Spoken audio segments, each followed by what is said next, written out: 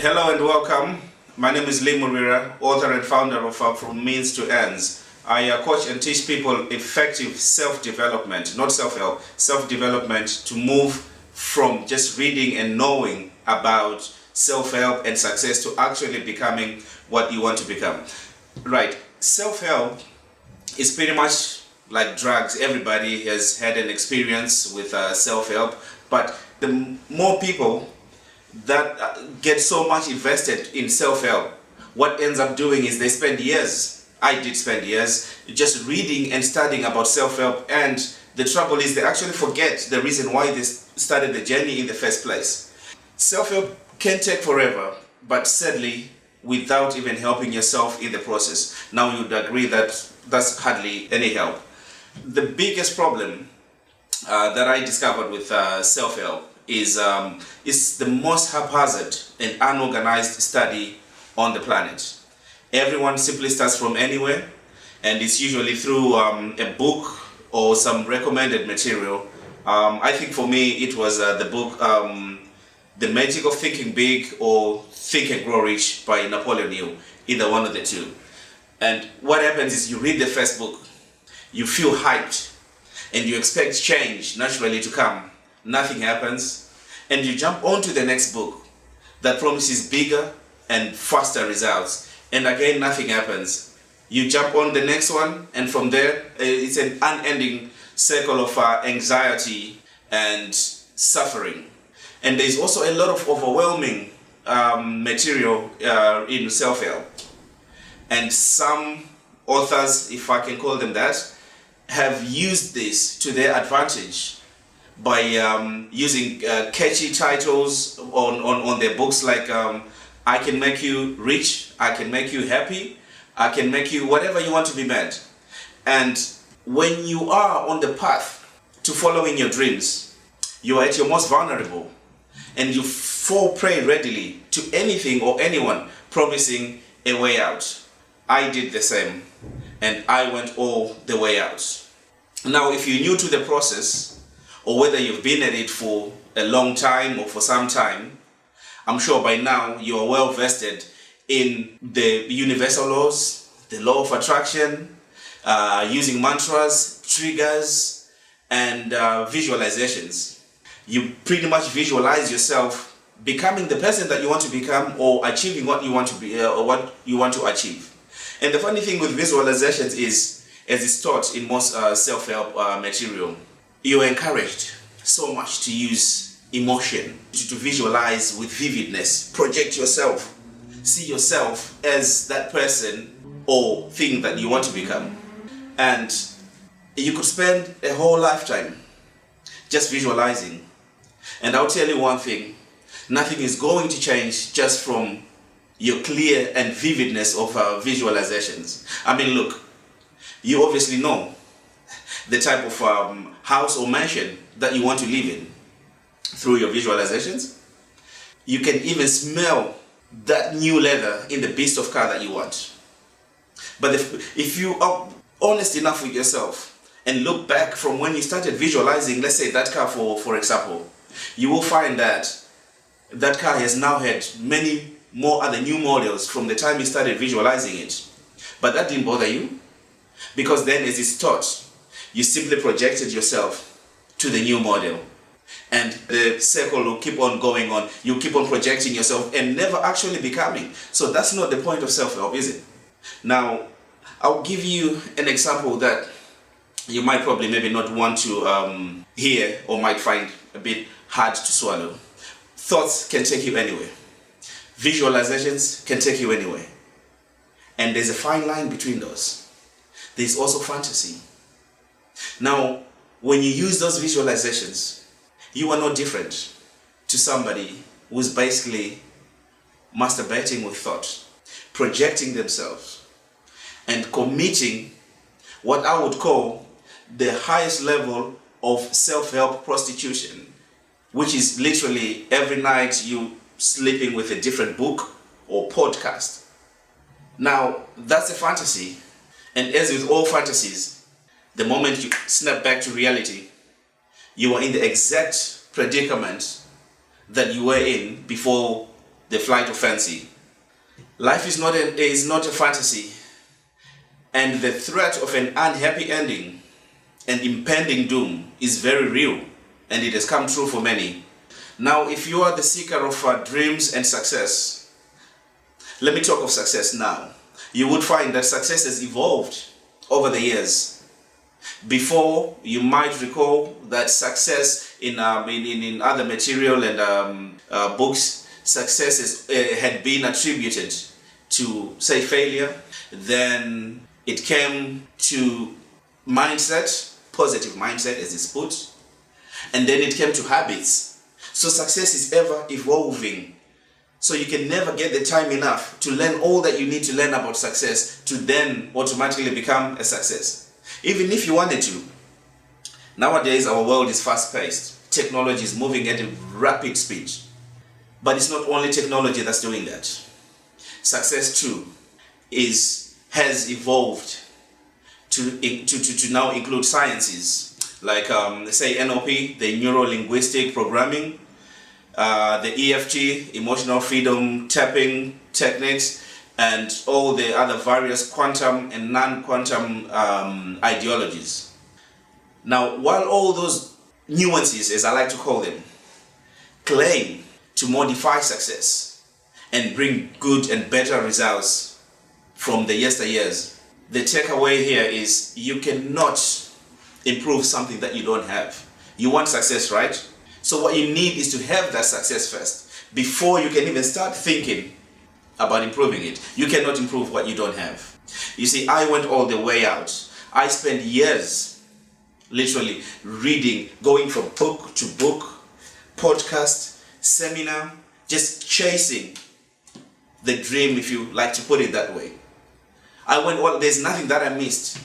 And looking back now, I can tell you that my level of awareness was not up to the standard of me making sense of anything or even actually using it effectively in my own life or in the pursuit of my dreams and happiness. Perhaps I was still too fresh from the boat, as it's put. I don't know. I'll take you back to the beginning. Now, I was born and raised in Great Zimbabwe, a small, poor, disease-stricken country in the southern of Africa. I came to the United Kingdom over 10 years ago in search of the proverbial greener pasture.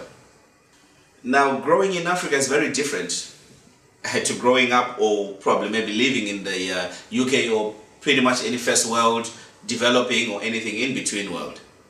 There were needs and many wants that I lacked. And at the time, I really thought, oh my goodness, this is suffering. But I want to tell you now that I did not know the meaning of the word suffering until I arrived and started living in the UK. Now, obviously, some of you naturally are now skeptical here, thinking like, oh, come on now, dude. Look, you were born in poverty. How could you suffer anymore in the UK, one of the world's superpowers? I get it. And let me level with you now. You see, growing up, like I mentioned, there were needs, some needs, and many wants that I lacked. Sometimes would even go without, and that's pretty normal where I come from. You know, nobody makes any fuss about it. Now, contrast that. When I arrived in the UK, all my needs and almost all my wants were immediately satisfied. Now, you would naturally think that I wanted for nothing, especially for a boy coming out of poverty and disease. But now, step in Maslow's hierarchy of needs. My dreams and desires started rising to the surface. And I made a silly mistake, if you like. I made the decision to follow my dreams. And the moment that I chose to do that is also the exact moment that I began to experience and understand what suffering really means. Now, I think it was in one of his teachings where Buddha counseled that desire creates suffering. And in order to eliminate that suffering, one must abandon desire or simply give up. I was not prepared to do neither. Come what may, and sure may did come what. Many things happened at sea, and with hindsight now, I often compare myself to the challenges faced by Odysseus in the Greek mythology, the Odyssey. You see, UK was not Itaki. UK was not the promised land, but the beginning of suffering, like I said. But why does it matter to you? I mean, you were probably maybe born in the first world. You've never gone without. You don't know what it is to go without, or even to suffer, apart from all those Oxfam adverts that you see on television and stuff like that. You know, I come from that. I can tell you a bit more about that. But to you, you might not relate to that. It doesn't matter. What we have in common, me and you, is not about the dreams. Dreams don't care who has them. And I don't know what your dreams are. I don't know what your desires are. But at this very moment, I can tell you that the one thing that we both share in common, is suffering. If you're honest with yourself, you might probably maybe find that the moment you also made the decision to follow your desires, to follow your dreams, a lot of challenges rather, were coming in your path. You may have gone down the self-help route that I took as well, to read, to study, and get the secrets and the prerequisites of success. Well, it's a very noble thing to do. Well, at least I thought at the time when I embarked on the self-help journey for the first time. But self-help, in and of itself, is pretty much the disease that pretends to be the cure. You will spend a lifetime, literally, reading, studying all the books. I spent a small fortune on self-help material, books, podcasts, or seminars, and with all what I knew about success, I was not getting the results that I needed. In fact, I actually felt further away from what I wanted to achieve. And that brings a lot of anxiety. Your soul is tested because you cannot understand that with all this that I know, why is it that I cannot seem to make the break? Your fix or your drag will be every time you're confronted with a situation. What you now do is you find a book relevant to what you're experiencing at the time. You find a self-help book that deals with that. If it's fear, for example, you go on and start reading books on fear. And in other circles, fear has been put as an acronym like false evidence appearing real. Now, there's nothing false, my friend, about being real. I came to a point where I said, okay, halt, everything stop. I put away all the self-help because literally it was not helping me in any way. And insanity, as it's defined, is doing the same thing repeatedly, expecting different results. It doesn't matter because right now you probably may be thinking, well, you know what? I know where I want to be in 5 or 10 years' time. Everybody thinks of the greater part of themselves in the future. But I'll tell you one thing. Those 5 or 10 years' time that you're waiting for today will exactly be the same to the last. If you keep on doing the same things that you have been doing, nothing will change. You can take it from me. That's free advice to you. Take my suffering for it. My years of reading and studying self-help and success could not work for me. Where I literally had to stop everything. Positive thinking could not work for me. All the mantras or the visualizations, they just didn't deliver anything. So I said, okay, look, stop it. That's it.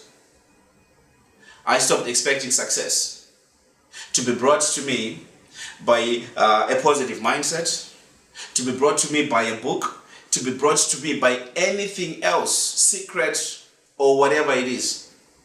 I stopped looking at any sort of chosen mindset. I didn't need positive thinking. What I needed at the time was right thinking. Now you see there's a difference between positive thinking or negative thinking.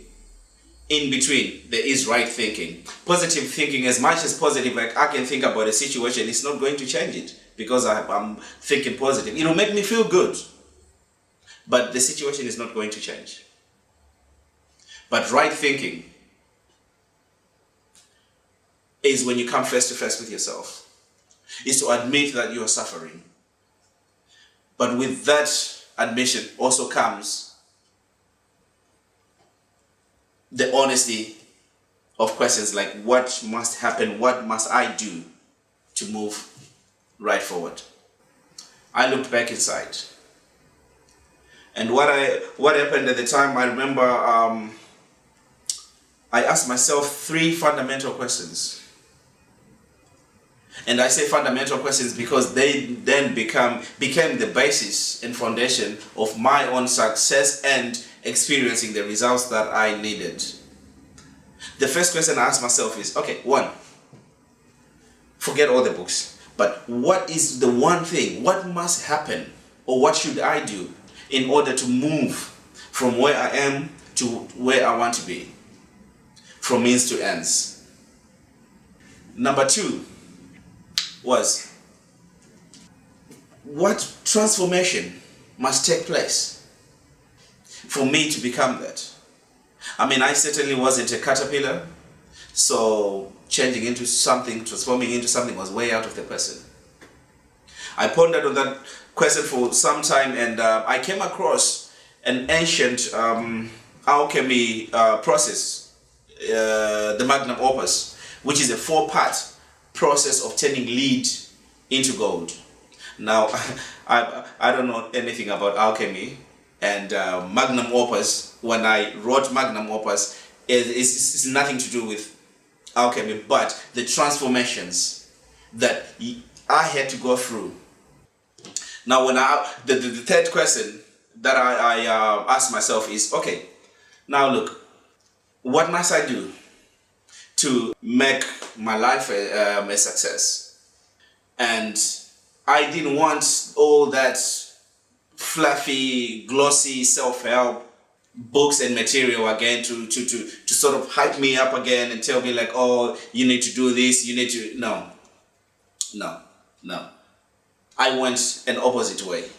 I said, okay, look, I know life is a business, pretty much. I know business is not for everybody, but as long as you're alive, it is your business. So I looked at successful businesses that I admire, or any well-to-do business, and realized that behind every business is pretty much not a great CEO like maybe now you're thinking, or Bill Gates or Steve Jobs or Richard Branson. No. Behind every successful business and an enterprise is a solid plan written for that matter that they follow. Now, contrasting my life and comparing my life to a business, I quickly realized that, well, my life had no plan. I thought I had. But the plans that I had are just simply the ideas and thoughts I had about my life. Now, that's hardly a plan. Because tomorrow I could probably maybe wake up feeling different from how I was yesterday. I took a business plan template and drafted on that the business of my life. And that became the third title of my book, or my books, The Business of Life. Now, all this put together, how I can help you, or how I want to help you now, is I put on some courses. I think the first course was Self-Development 101. I should have probably maybe called it Self-Development for Dummies. Pretty much, there's nothing that prepares you for self-help. So I put Self-Development 101, and in that course, I will share with you and I will teach you the fundamentals of what you need to know about self-help. I'm not talking about the successes of other people, like how so-and-so made it and how so-and-so came through. Your situations are very much different to anybody else. So somebody's success story is going to be of little relevance to you. You need, what is your own story? The things that are keeping you where you are today. It's not so much what you know. I mean, how much have you read or how much have you had on the subject of success? You're pretty much a pro at that, but you are not a success. Because knowing isn't doing. You can know all there is to know. But if you are not doing it, right now you think you probably maybe have got a lot of knowledge. No. You hold a lot of information. It only becomes knowledge when you put it in practice. When you practice what you know, now you've got knowledge. My second course that I put up, because if I just put you on, say, okay, self-development, this is what you need to know, you will read that. You will listen to me teaching that. And after that, you feel like, okay, where do I go from here? There is no direction. So from there, I will take you on to the next course on development. And development is very, very fundamental in anything that you do, whether it be in a relationship as in a project, business, or even a relationship with another. Now, with development comes a lot of things. I don't know what you're working on now, I don't know what your hustle is now, but I am pretty much sure you're making all the moves. You're busy doing this, you're busy doing that. But at the end of the day, if you check your results, they're not congruent to the effort that you're putting in. And you wonder why. I will tell you why. Movement is not progress. It don't matter how many moves you are making, but that's not progress. Let me put it in an everyday example that you probably maybe notice, maybe you don't even think about it when it happens. Have you noticed in traffic jams, right? Erratic and haphazard drivers switching and changing lanes to only still be stuck in the same jam. And sometimes the lane they switch to becomes stagnant and everybody sort of passes them by. The thing is, they have made the progress from they have made movement from one lane to the next, but they have not made any progress.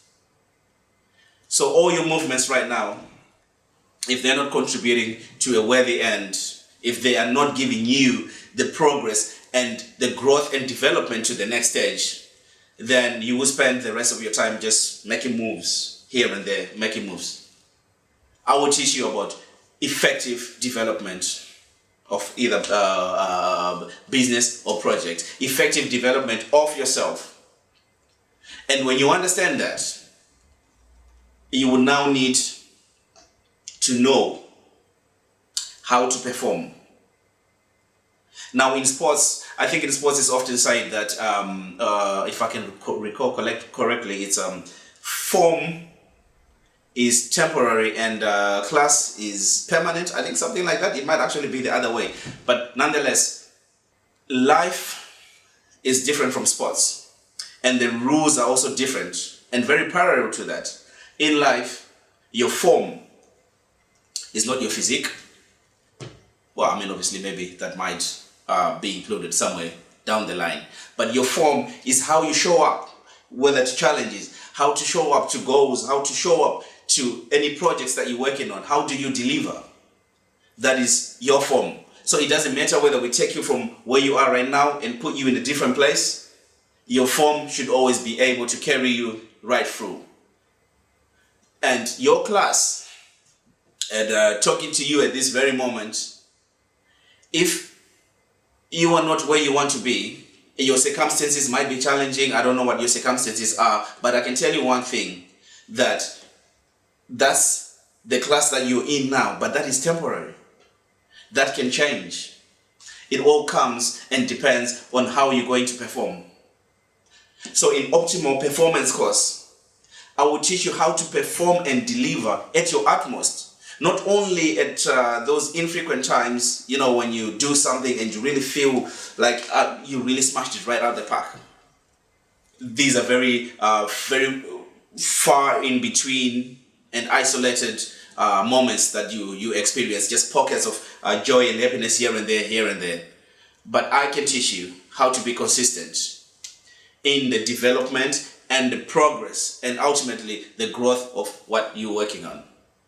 Now, if you enjoyed this video, I would like to share more free videos with you. All you need to do is just sign on, and I will share more free coaching videos and walk you through.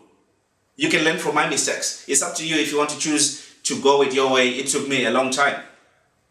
So pretty much right now, you can learn from my own mistakes. Sign on, I'll send and share more free videos with you, and hopefully I'll see you on the other side. Thank you very much.